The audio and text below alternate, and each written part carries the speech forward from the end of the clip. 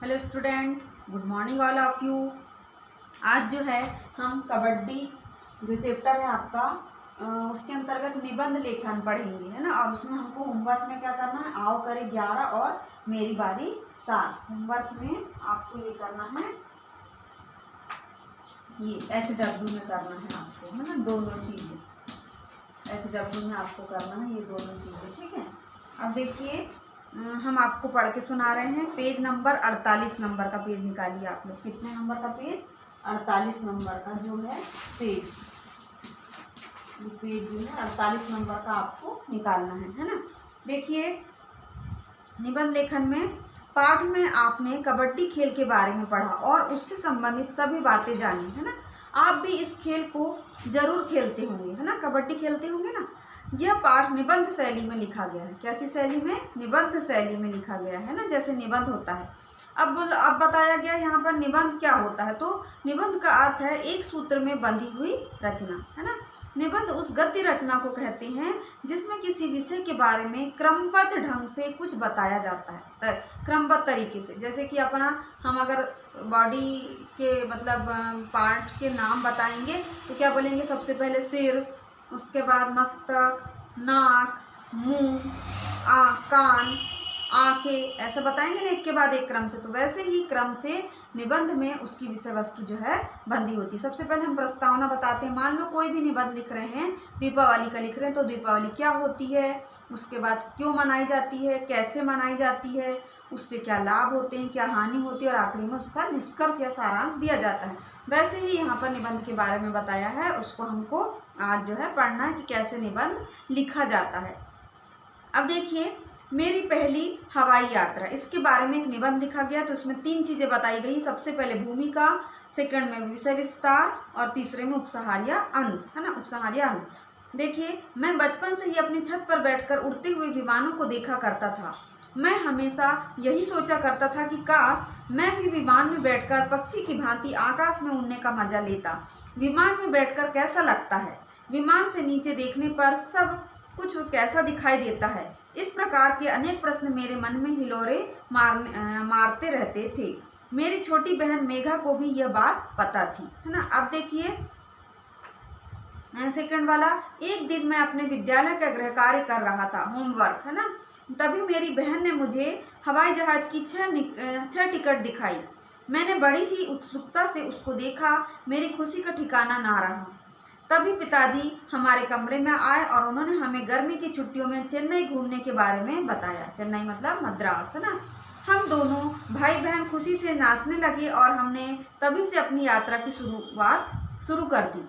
मैं बहुत ही खुश था क्योंकि मेरी हवाई यात्रा का सपना पूरा हो रहा था। मैं बड़ी ही बेसब्री से उस दिन की प्रतीक्षा करने लगा। अब आगे आ जाइए। देखिए यात्रा वाले दिन हम 1 घंटा पूर्व ही इंदिरा गांधी अंतर्राष्ट्रीय हवाई अड्डे पर पहुंच गए, जो बहुत ही खूबसूरत था। सारी जांच पड़ताल संबंधी औपचारिकताएं पूर्ण होने पर हम हवाई जहाज में चढ़ गए। हवाई जहाज अंदर से बहुत आकर्षक था। विमान में परिचारिका ने सभी यात्रियों का स्वागत किया, है ना, जो वहाँ पर रहती है ना, और जलपान भी कराया, यानी नाश्ता करवाया। मेरी सीट खिड़की के पास थी, जहाँ से सब कुछ छोटा सा दिखाई दे रहा था। थोड़ी ही देर में मुझे अपने पास बादल उमड़ते हुए दिखाई देने लगे। उपसंहार या अंत, आखिरी में क्या बताया जाता है? शीघ्र ही हम चेन्नई पहुंच गए। इस तरह मेरी पहली विमान यात्रा का सुखद अंत हो गया और मेरी पहली यात्रा मेरी यादगार बन गई। याद रह गई कि नहीं वो यात्रा। इस प्रकार भूमिका, विषय विस्तार तथा उपसंहार के मेल से ही किसी भी निबंध की रचना की जाती है और ये तीनों ही मुख्य रूप से निबंध के क्या कहलाते हैं? अंग कहलाते हैं। अब देखिए निबंध के अंग, सबसे पहले भूमिका, इसके बारे में बताया गया कि भूमिका क्या होती है। ये निबंध के आरंभ में होता है, मतलब शुरू में। इसके अंतर्गत विषय का परिचय दिया जाता है। यह अंश अत्यंत ही रोचक और प्रभावशाली होना चाहिए जिससे पाठक आगे के अनुच्छेद को पढ़ने के लिए उत्सुक हो जाए। अगला विषय विस्तार, इसके अंतर्गत विषय से संबंधित अलग अलग अनुच्छेदों में विभिन्न विचारों की चर्चा की जाती है तथा इस बात पर ध्यान दिया जाता है कि सारे अनुच्छेद एक दूसरे से जुड़े हों, है ना। अगला है उपसंहार या अंत। यह निबंध के अंत में लिखा जाता है। इस अंग में विषय की चर्चा समाप्त हो जाती है तथा निबंध में लिखी बातों को सारांश रूप में प्रस्तुत किया जाता है। इससे इसमें संदेश भी लिखा जाता है। अब निबंध की विशेषताएं देखिए कौन कौन सी विशेषताएं होती है। फर्स्ट में निबंध की विषय वस्तु दिए गए विषय के अनुरूप होना चाहिए, है ना, उससे संबंधित होना चाहिए।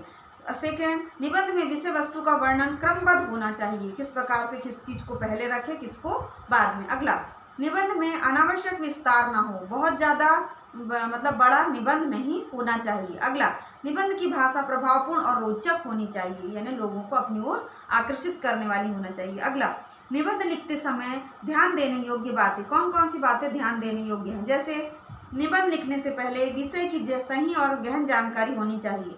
निबंध के विषय को भूमिका, विषय विस्तार और उपसंहार में बांटकर लिखना चाहिए। फिर अगला, निबंध लिखते समय विचारों में क्रमबद्धता और अभिव्यक्ति में रोचकता होनी चाहिए। अगला, निबंध की भाषा सरल, आकर्षक और प्रभावशाली होनी चाहिए। अगला, संभव हो तो निबंध का आरंभ किसी सूक्ति उदाहरण देकर, है ना, कथन अथवा कविता की पंक्तियों से करना चाहिए। निबंध में अपनी बात को अलग अलग अनुच्छेदों में अभिव्यक्त करना चाहिए। निबंध में विषय से संबंधित सभी पक्षों पर चर्चा करनी चाहिए। निबंध में शब्द सीमा का ध्यान रखना चाहिए, खूब बहुत बड़ा सा निबंध नहीं होना चाहिए। अब निबंध के प्रकार, निबंध के 4 प्रकार हैं। सबसे पहला विचारात्मक निबंध, इसके अंतर्गत किसी समस्या, विचार, स्थिति आदि के पक्ष विपक्ष में अपने विचारों को लिखा जाता है। जैसे क में दिया है विज्ञान, वरदान या अभिशाप। ख में प्रदूषण की समस्या। अगला है विवरणात्मक निबंध, कैसे लिखे जाते हैं, इसमें यात्रा, मैच, संस्मरण, घटना आदि का विवरण लिखा जाता है। जैसे बस दुर्घटना, देहरादून की यात्रा। पेज पलटाइए 49 से, अब अपन आ गए 50 में। इसमें है तीसरे नंबर पे वर्णनात्मक निबंध, इसमें स्थान, व्यक्ति, वस्तु, दृश्य आदि को आधार बनाकर लिखा जाता है। जैसे भयंकर बाढ़ का दृश्य, मोबाइल फोन की दुनिया। अगला है भावात्मक निबंध, ऐसे निबंध मन के भावों तथा सूक्तियों पर आधारित होते हैं। जैसे का नंबर पे दिया मेरी प्यारी माँ।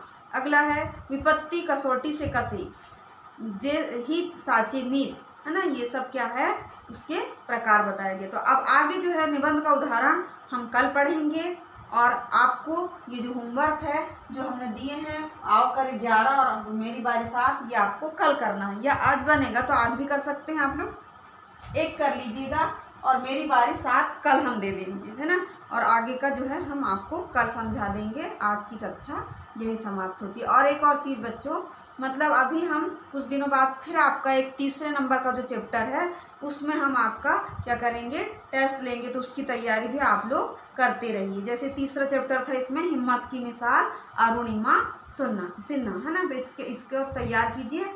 2 पार्ट में तो हो ही गया हमारा टेस्ट, तीसरे में भी हम टेस्ट लेंगे, है ना। तो अभी से तैयारी करो, सैटरडे तक हम क्वेश्चन पेपर डालेंगे। धन्यवाद बच्चों।